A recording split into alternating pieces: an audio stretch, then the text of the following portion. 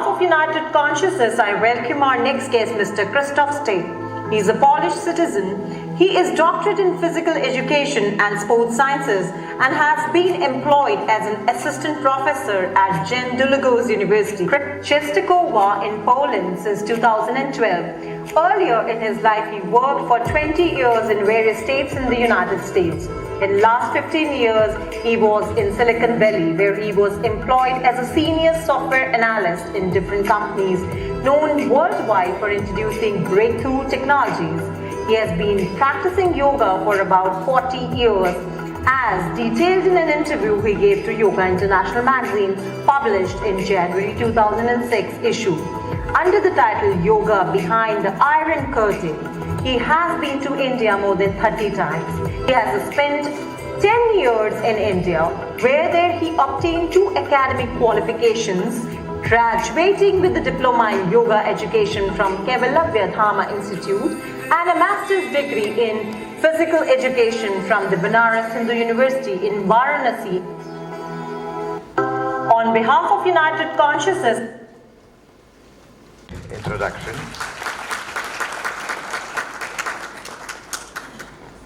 I would like to start my presentation with a very humble, deep and sincere thanks to all the great yogis, nathas, siddhas, agoris, rishis of India.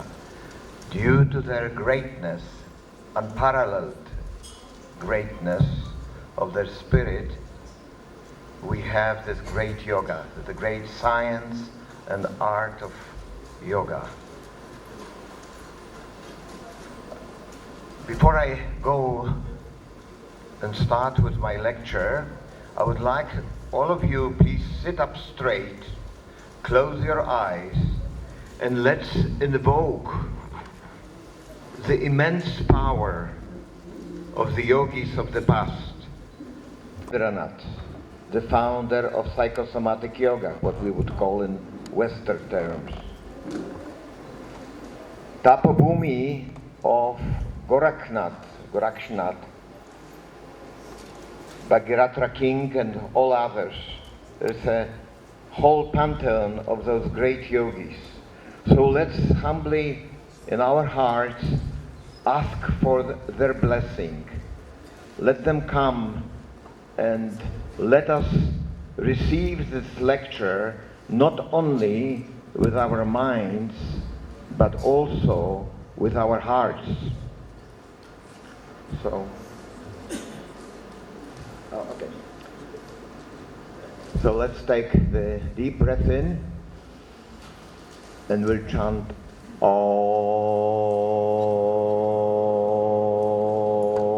Again, in.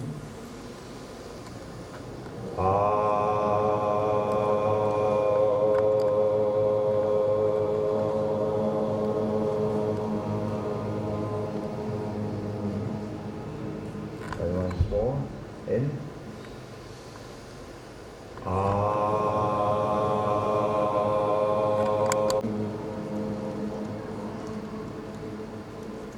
Let's our whole event here. So the topic is, because if within is corrected, the without also will get fixed.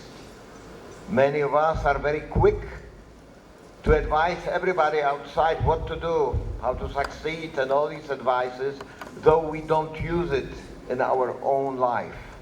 So I would like to suggest, let's do this the yogic way, the right way. Change first within, attain the state of ecology within, and then naturally everything outside will get self-corrected. This slide, why is this slide? Because most people mix Poland with Holland. So I thought that I will bring to your attention, it is a Central European country of the size of the state of Maharashtra. We have a lot of similarities with Maharashtra, For example, those from Maharashtra know of Pandharpur, Vital, Black Krishna, isn't it? Well, in Poland we have a Black Madonna on the Bright Mountain. For example, you know, Polish flag is white and red. In the Guru Gita you will read that white is for Shiva, red is for Shakti. And we could go on and on. Very few people know that from the ancient times, the Vedic sciences 5,000 years ago reached all the way to southern Poland, to the ancient capital of Poland called Krakow. And there is in Indian scriptures a note on the Aranya forest in Rabka, near down south from Krakow, 70 kilometers, which talks about it. And an Indian guru found it, disciple of Akalkot Swami, if some of you have heard him, from near Solapur. I was amazed to hear these stories. Warsaw is about the center, and my university, Częstochowa, down below, and the main building of my university.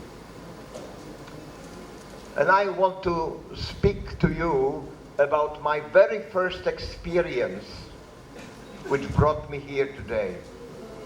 I was 15 at the time, and it was the depth of socialist, communist darkness. We were the slaves of Soviet Union, today's Russia. We only heard officially two philosophies: Lenin, Marxism, and Stalin, and the other one was Christianity, Catholicism. And here you can see down below my uncle, a Benedictine monk, one of the oldest orders of monkhood in the world, and the over 1,000-year-old Tyniec monastery, the brothers and sisters. And that was him. He was at that time around 30. I was only 15. When he was concerned, there were 5 of us young in that monastery, that we are not doing all kinds of physical activities that young boys would do, because it was a very prayerful atmosphere. And he said after morning lunch, the skies were beautiful like there, little clouds, that he was practicing this quiet gymnastics, and he was practicing special breathing exercises, and those breathing exercises brought him to cultivate his voice, so he had the best voice, developed the best voice in the assembly of other monks to sing the Gregorian chants. And the Gregorian chants, some of you may know, they very much remind us of classical Indian music. So after giving an introduction, he says, well, the practices I do in my cellar, in my little room, is yoga. And that was the very first time in life that I heard the word yoga. I know it is household word for you here, but for me, under this amazing slavery system that we had, communist system, it was the first time. And I remember, as today, some power, force from above the heaven, from the sky, descended on me, entered through my skull, and went along the spine and settled at the bottom of my spine. And from that day on, my life completely changed. So I'm in front of you here. There's a lot of other things, we don't have time for that. So let's get to our topic. Ecology nowadays is a matter of survival.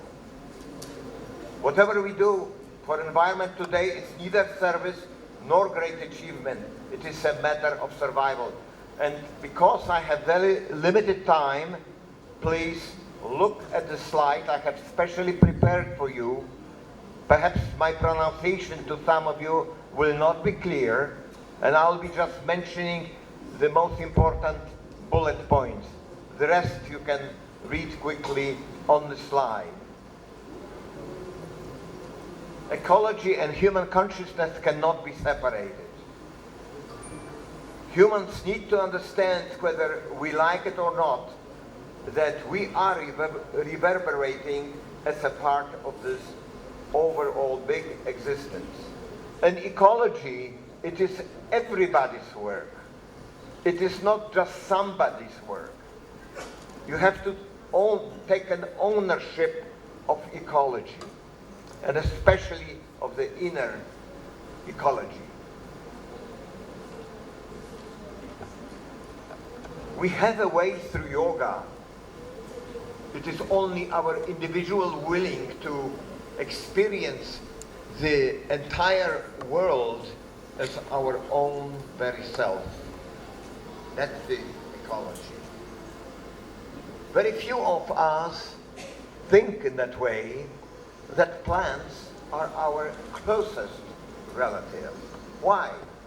Because what we exhale, the trees inhale. What trees or plants exhale, we inhale. So this is a continuous process of giving and taking, ongoing from eternity, basically. And spirituality is not looking up or down, but it is looking within. Do you know, some years ago I heard about an experiment. They asked Catholic Christian children, where is God? And guess what they responded and how they responded? In heaven. And they asked Hindu children, where is God? And they pointed here. What a big difference, isn't it?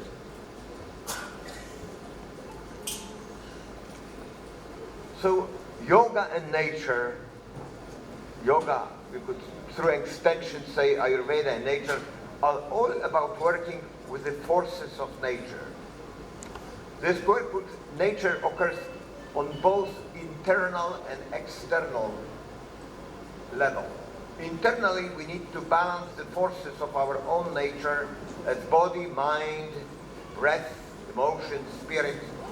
Externally, we need to harmonize ourselves with the world and the nature, which is the cosmic spirit behind.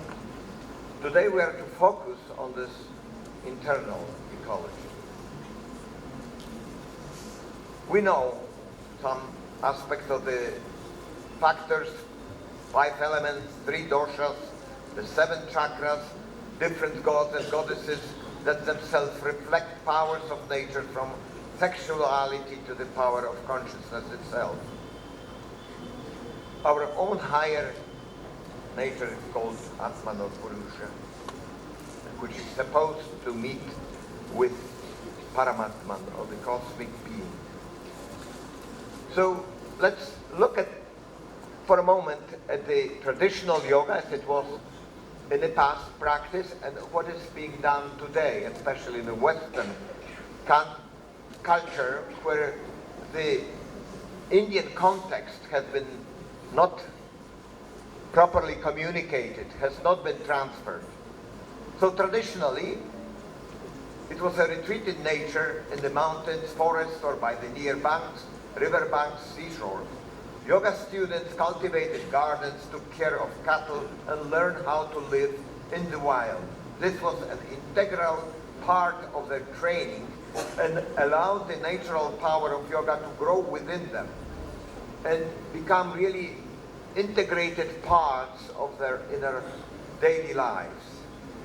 Yoga, connection with nature and concern for the environment is easily obscured, if not lost today, in modern yoga movement and its urban and commercial orientation. Such a yoga of nature is hard to fit into our modern hectic lifestyle.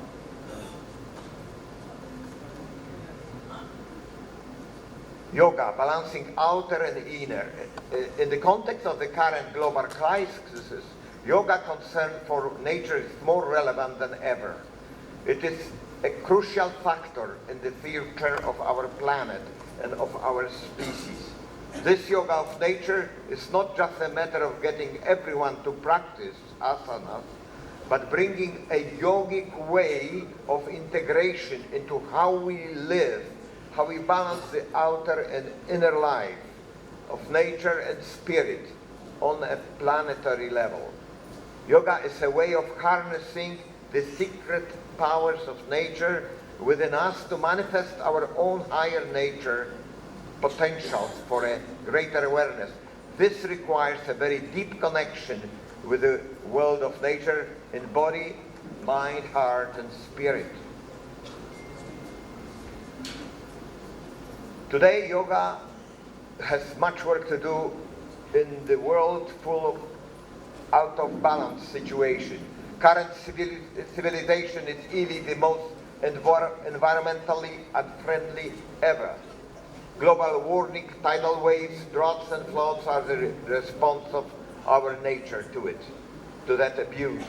Epidemic of depression striking young and old, the hyperactivity and attention deficit. Pleasure, very often, willingly, with full thought, is mixed up for marketing purpose with happiness. Overstimulated and externally driven, which in turn makes us feel empty and unstable. Culture dependent prescription drugs for physical and psychological problems, or recreational drugs taken for fun. Estimates are that around 25% of children are taking regular medication, extended to nearly 90% for the elderly. Entertainment culture, when we spend much more time with media than with nature. So here we come, let's look at the yogic alternative. Yoga samatva uchyate. Yoga is a state of balance, statement obviously taken from Bhagavad Gita. And look, again the differences, because the cultural, spiritual context has been forgotten. Yoga in the West has developed more as a personal practice aimed at health and fitness at a physical level. Sometimes it borders with narcissism, its emphasis on personal health, beauty and happiness, almost to the exclusion of anything else. The conscience of yoga that we find in the great yogis of old does not seem to be much of a factor in today's yogic interpretation. The idea of yogic worldview or a yogic critique of society is rarely addressed. Famous statement of Swami Satyananda. Please read it quickly and we move on. So now going more specifically into yoga ecology, transforming inner and outer environments. These are the levels: physical, emotional, mental, psychic, and spiritual. Taking care of inner pollution, very important aspect. External environment is only a reflection of the environment within. Nature is all out of balance because of our minds and emotions. First, change and upgrade the quality of your own thinking, patterns, how you act, emotional responses, and consciousness. Don't rush to change around the world. First, work with yourself. The mental and emotional pollution within us is a greater hazard than any external pollution. It's time. All right, I have to go fast. So the yogic science is the means to clean up the environmental mess. Here, on this diagram, we can talk for 2 hours about it, but you have all the interdependencies. Basic elements of yogic practice. Physical postures, exercise, don't mix that actually with exercises, though some people use it. Exercises are movement. So postures, breathing exercises, deep relaxation, meditation, and diet. Temporal changes, very important. When you practice 1, 2, 3 days, arousal of reduction, physical, mental well-being, mind-body awareness, resilience, self-regulation, if it has been few weeks to few months. Finally, after a few years, we arrive at psychological and philosophical changes. And here, I would like you to look at optimal peak performance for young people especially. What is it? I suggest you practice minimum and at least dynamic Surya Namaskar, 20% of success, but look how important is the diet, 40%, and Ashtanga Kriyas, which are the removal of debris that you have accumulated. Food is very intimately connected with the quality of your life, with your thoughts. Here, why I picked out of so many sports systems dynamic Surya Namaskar. I don't know if you can see. This is a very important measurement. I come from physiology field, metabolic equivalent of stats. When you are in relaxation, it is 1 point. Riding or doing desk work, 1.5. Walking slowly, 2. Yoga session, asanas and prana, 3.5. Weightlifting, moderate, 5. Sexual activity, you have aerobic dancing, 6. Surya Namaskar with a jump, the way Krishnamacharya people do, 7.4. Basketball game at professional level, 8. Rope jumping with that speed, 9. Soccer. And look, dynamic Surya Namaskar at 16. Those of you who want to learn more, there is a book in India, on Amazon.in. You can come and I can give you details. But this is objective proof how you can really start changing the optimal peak performance, which will have immense impact on everything you do, regardless whether you are a yogi sitting in a cave or you are a high-level executive or whatever. Arithmetic of vitality. Can I have a minute? It's very important. Look at this. Vitality, or in other, your terms, prana. It is this simple equation. Everybody would like to have more vitality. You increase the energy supplied by food, but also the other part is what? Obstructions. Remove obstructions. Very important. Hatha Yoga scriptures speak profoundly about this. Here are the quotes. No time for that, sorry. More from the Yogic Encyclopedia. Modern diet characteristics. We are doing just about everything wrong. Can I have it 1 more second?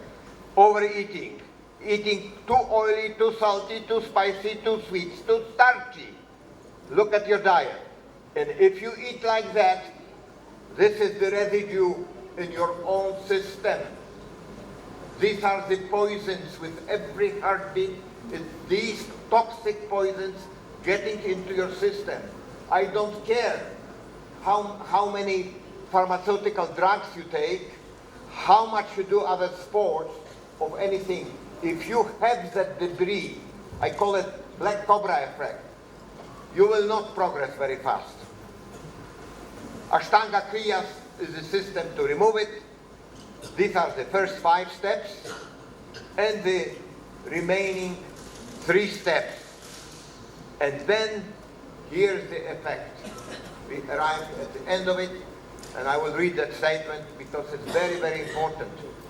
This is actually, you might say, one of the most important goals of your Hatha Yogic practice. Unexpected and total rejuvenation, all-encompassing feeling of unusual lightness and fullness of breath, experience of overall contentment, ananda, bliss and perfection, and feeling of unusual vitality and energy. And if you come with that state of your being to a Sadguru, he will put you in sitting position and you are in samadhi like that.